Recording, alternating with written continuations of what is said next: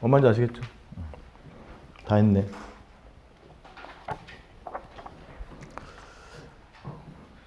이렇게 끝내면 안 돼. 목차 보고 한 번에 딱 머리 떠올려 봐야 돼. 다시 한번 떠올려 보죠.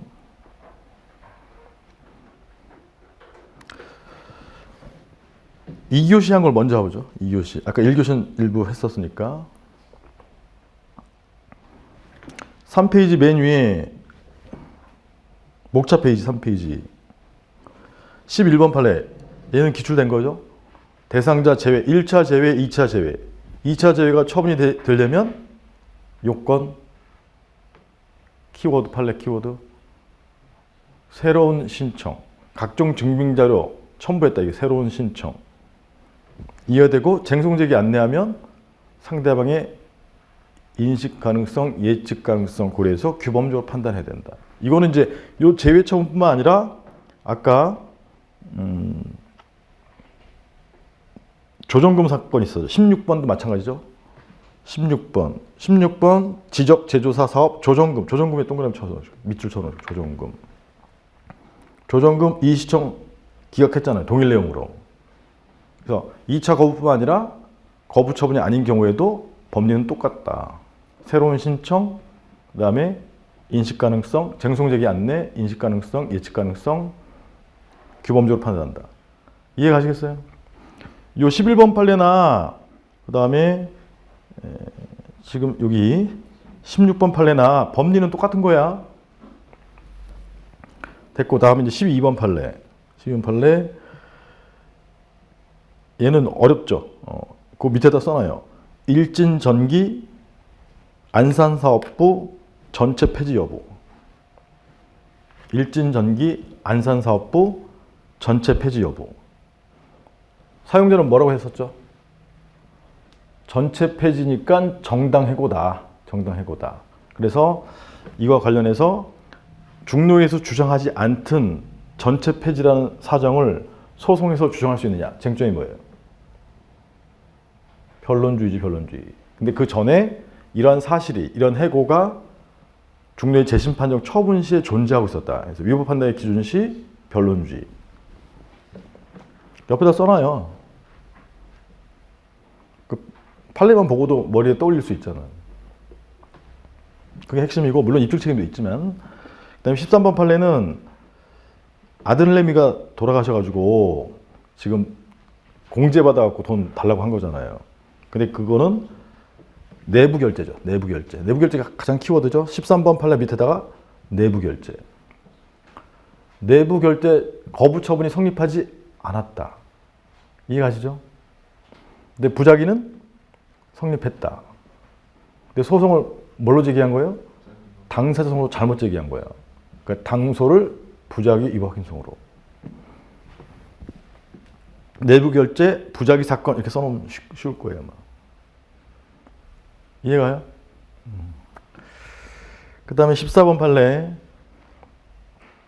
그래서 거기서 판례가 설치한 게 처분이 성립하기 위해서는, 거부 처분이 만약에 있었다면 성립하기 위해서는 핵심이 뭐예요? 행위의사가 외부적으로, 근데 공식적인 방법으로 외부의 표시, 이게 핵심 의사잖아요. 그때 성립한다.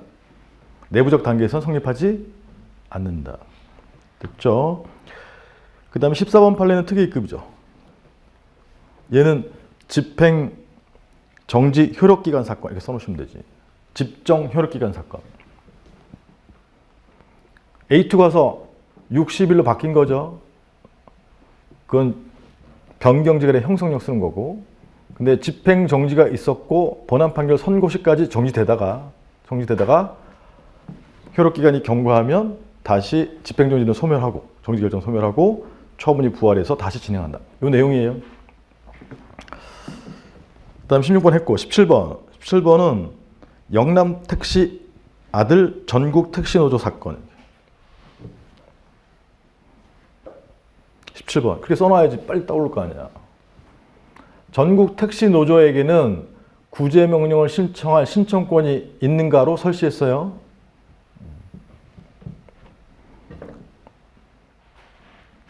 이런 회유는 무엇을 침해함으로?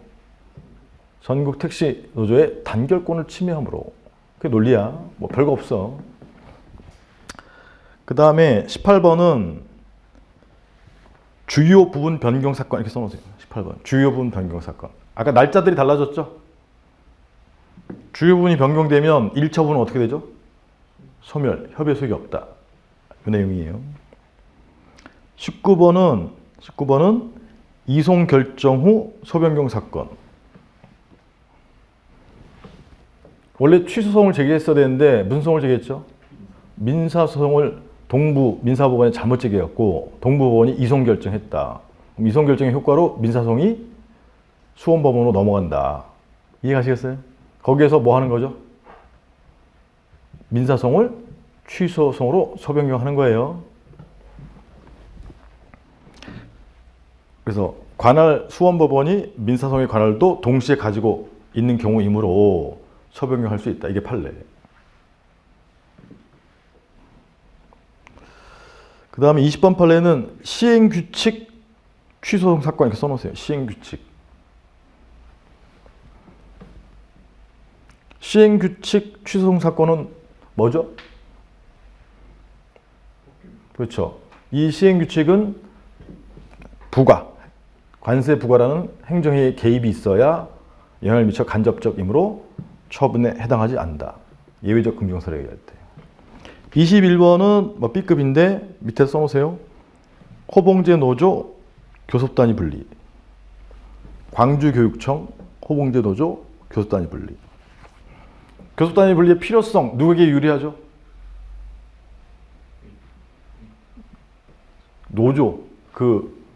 노조한테 유리하단 말이야. 그러니까 그 불분명함 누가 책임을 진다? 근로자 측이 책임을 진다. 그게 핵심이야. 근로자 측이.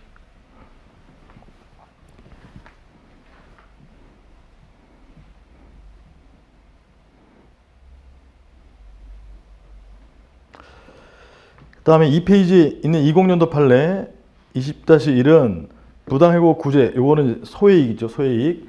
민사소송이라는 보다 실효적인 구제 수단이 있을 때 소해이익이 있느냐. 그때 없다고 했다가 있다고 인정한 예외적 판례 기출된 것이고 22년에 20-2번 조세 채권 존재 확인 뭘 쓰는 거죠? 조세 채권은 공권이란 말이야. 공권 국가가 존재 확인을 갔으니까 당사소송이다. 즉 민사소송과 당사소송의 구별이에요. 3번 법무사 갑인데 부산지방 법무사회 A가 을 사무원 승인했다가 취소한 거죠. 그럴 때 취소소송 적법한가 할 때 의리 제기한 거라면 의리 취소 처분에 대한 소송 의리 제기하면 제3자 원고적격이 있다. 무슨 규정이 있으므로? 사익보호 규정이 있으므로. 대상적격 취소는 처분이다. 뭘로 논증하는 거죠? 2조 2항으로 논증하는 거지. 2조 2항. 국가 사무를 위임받은 공공단체로서 행정청이므로.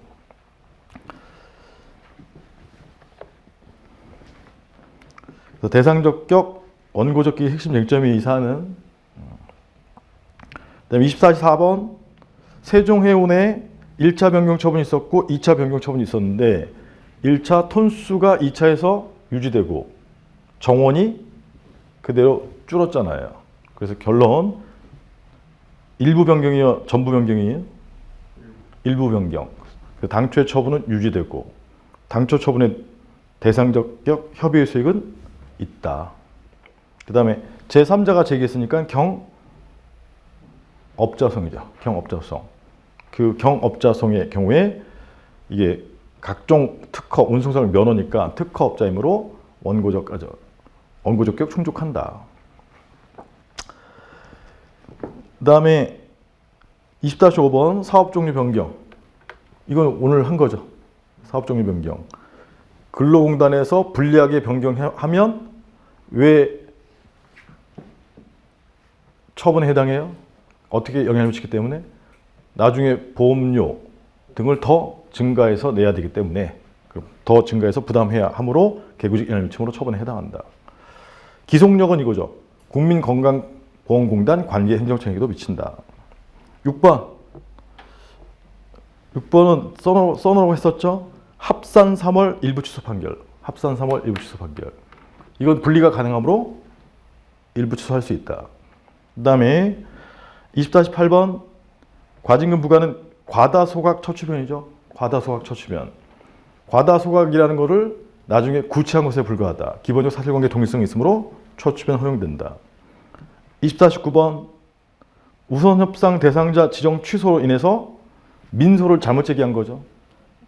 원래 지급 결정이 있거나 거부 처분이 있을 때 소송을 제기되는데 그 민소를 잘못 제기했으니까 잘못 제기한 민사소송을 행정소송으로 소변경하는 거예요. 그런데 지금 거부 처분이 존재해요, 부존재해요? 부존재하니까 관할 위반 이송을 할 것이 아니라 각하해야 된다. 어차피 행정소송으로 제기해도 소송 요건을 불충족해서 각하할 것이 분명하므로 관할 위반 이송이에요. 10번은 감사팀이 정지를 받아야 되는데 회계법인이 안전회계법인이 업무정지 12월 받고 12월 키가 이제 경과죠. 경과. 기간이 경과했을 때 소액이 있는지 여부. 원칙 기간이 경과하면 소액이 없지만 예외적으로 어느 경우에 남반이야. 남반 중에 얘는 어디에 해당해요? 반복될 우려, 불분명한 법률제 해명이 필요한 경우. 그러니까 아까 강화도의 그 세종해운 사건에서는 여기 취소할 부분이 남아있는 경우, 즉 권익침해 할 부분이 남아있는 경우, 권익침해 당하는 부분이 남아있는 경우가 이제 4번의 강화도 그 사건이고, 이해가시겠어요? 근데 강화도 사건은 직권 취소 변경한 거야. 직권 취소 변경이든 정지기한이 경과이든 예외적으로 소액이 있는 것은 남반이에요. 똑같아.